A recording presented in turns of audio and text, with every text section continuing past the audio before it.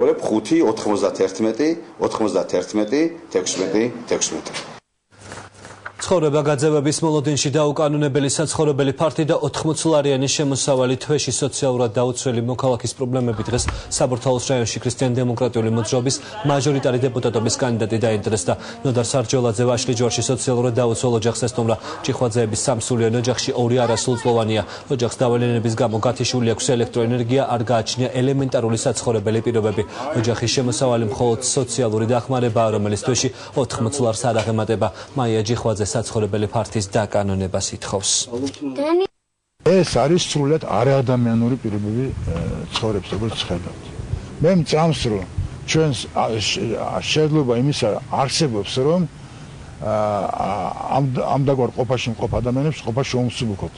მაგრამ ამას სჭირდება მართველი წრეების სათანადო ნება. და მწამს ისიც, რომ ეს ნება გაჩნდება ამ არჩევნების შემდეგ. ელემენტარული რომ მქონდეს ბინა, რაც ვითხოვ ამ ხალხიდან და მქონდეს ელემენტარული საშუალება, რომ რამეთი იყვება ეს ბავშვები. და დენი რა თქმა უნდა და თუ ან დამიკანონებენ, ან რაღაცას გადაწყვეტენ, რომ სადმე შემოსახლო ნორმალურ ფარგლებში.